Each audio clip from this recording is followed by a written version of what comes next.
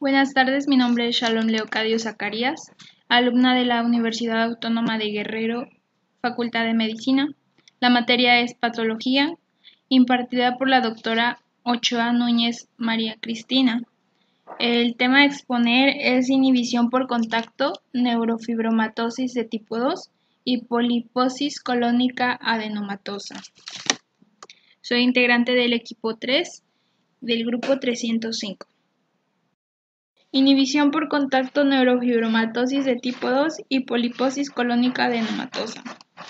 Cuando se cultivan células cancerosas en el laboratorio y estas comienzan a proliferar, la proliferación no se inhibe cuando contactan unas con otras. Los contactos célula a célula formados en esas monocapas suprimen la proliferación celular posterior. Los contactos intercelulares de muchos tejidos tienen mediados por interacciones homodiméricas entre esas proteínas transmembranas llamadas caderinas. La E-caderina, que significa E epitelial, intervienen en el contacto entre las células en los epitelios. La E-caderina mantiene la inhibición por contacto.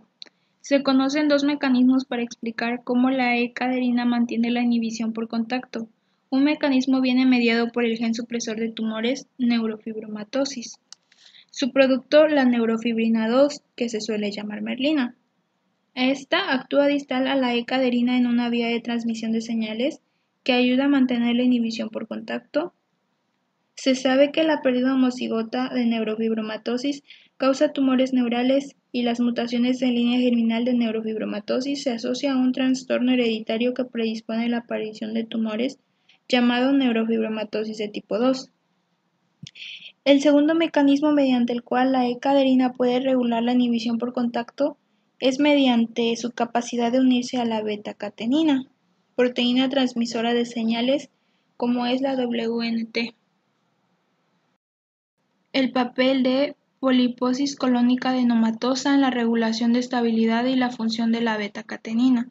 En esta imagen vamos a observar en la figura A que las células en reposo no expuestas a WNT, la cual es una vía de señalización, la beta-catenina, forma un complejo macromolecular que contiene las proteínas poliposis colónica adenomatosa, el cual provoca la destrucción de la beta-catenina y las concentraciones de esta molécula serán bajas. En la figura B es cuando se estimulan las células por las moléculas secretadas.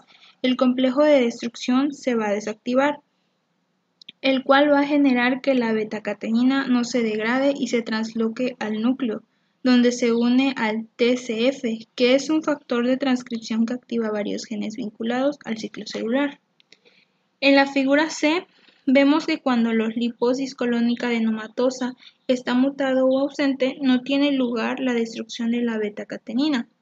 Esta se transloca al núcleo y coactiva genes que fomentan el ciclo celular, y las células se comportan como si estuviesen sometidas a una estimulación constante por la vía WNT.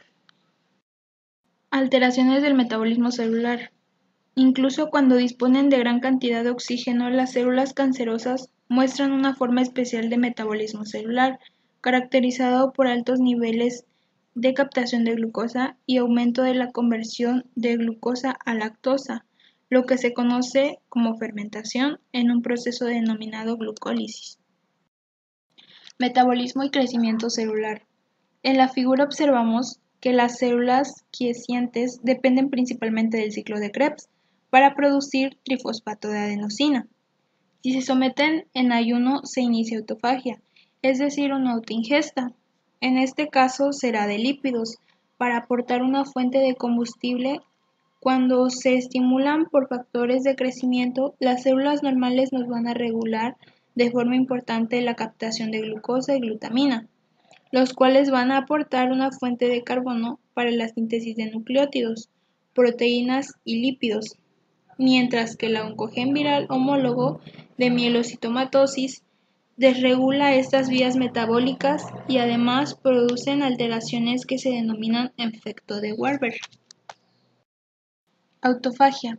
Es un estado de grave deficiencia de nutrientes en el que las células no solo detienen su crecimiento, sino que destruyen sus propios orgánulos, proteínas y membranas, como fuente de carbono para la producción de energía.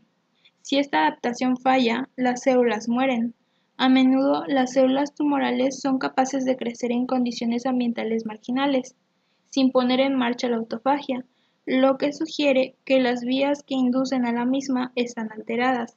Varios genes que fomentan la autofagia son supresores de tumores. En condiciones de grave carencia de nutrientes, las células tumorales pueden emplear la autofagia para crear una situación de hibernación metabólica que permite a las células sobrevivir durante mucho tiempo en condiciones difíciles. Oncometabolismo: mutaciones en las enzimas del ciclo de Krebs, mutaciones de la isocitrato deshidrogenasa, descrito en distintos cánceres. Otro grupo de alteraciones genéticas descubiertas mediante la secuenciación del genoma son mutaciones en las enzimas del ciclo de Krebs.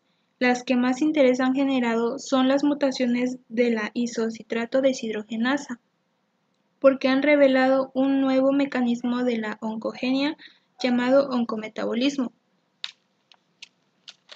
La isocitrato deshidrogenasa mutada se comporta como una oncoproteína porque produce 2-HG hidroxiglutarato, que se considera un oncometabolito prototipo. Dentro de las mutaciones oncógenas de isocitrato deshidrogenasa se encuentran diversos tipos de cánceres como colangiocarcinomas, gliomas, leucemias agudas mieloides y sarcomas. Escape de muerte celular.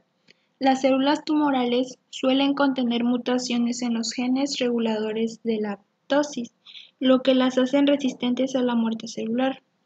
Recordemos que existen dos vías que culminan en la apoptosis: la vía extrínseca, activada por los receptores de muerte Fas y Fas ligando, y la vía intrínseca o vía mitocondrial, la cual inicia por alteraciones como la pérdida de factores de crecimiento y lesiones del ADN. Potencial ilimitado para la replicación, inmortalidad. Las células tumorales, a diferencia de las normales, pueden tener una replicación ilimitada. Las células humanas normales tienen una capacidad de sufrir 70 duplicaciones, como máximo. Posteriormente, las células pierden la capacidad de división y entran en la senescencia replicativa, ya que este fenómeno se produce por el acortamiento de los telómeros. Además, los telómeros muy erosionados son reconocidos por las roturas de la doble cadena de ADN. Y por consiguiente, esto provoca parada del ciclo celular y la senescencia celular mediadas por TP53 y RBD. Angiogenia mantenida. Aunque un tumor sólido tenga todas las alteraciones genéticas necesarias para su malignización, no puede aumentar su tamaño más de 1 a 2 milímetros de diámetro, salvo que puede inducir angiogenia. Los cánceres que crecen estimulan la neoangiogenia, proceso en el cual se forman gemaciones de vasos a partir de los capilares preexistentes. La neurovascularización tiene un efecto doble sobre el crecimiento tumoral. La perfusión aporta los nutrientes y oxígeno necesarios, y las células endoteliales neoformadas estimulan el crecimiento de las células tumorales adyacentes mediante la secreción de factores de crecimiento, como los factores de crecimiento parecidos a la insulina y los factores de crecimiento derivados de las plaquetas. Pero ¿cómo consiguen los tumores en crecimiento desarrollar su irrigación? El paradigma es que la angiogenia se controla por el equilibrio entre los promotores e inhibidores de la angiogenia. En los tumores angiógenos, este equilibrio se encuentra desplazado a favor de los promotores. Cuando no disponen de aporte de nutrientes, los tumores son pequeños. Se quedan posiblemente durante años hasta que un cambio angiógeno termina este estado de quiescencia vascular.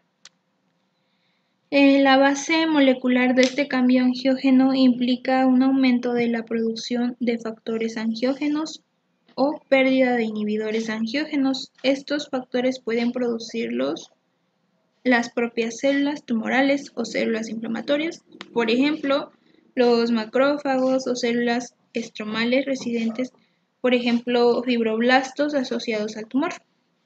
Las proteasas que pueden estar elaboradas por las células tumorales o por las células estromales en respuesta al tumor también están implicados en la regulación del equilibrio entre los factores angiógenos y antiangiógenos. Muchas proteasas pueden liberar factores de crecimiento de fibroblastos básicos, que se almacenan en la matriz extracelular. Por el contrario, los inhibidores de la angiogenia, angiostatina y endostatina se producen mediante degradación proteolítica del plasminógeno y el colágeno, respectivamente.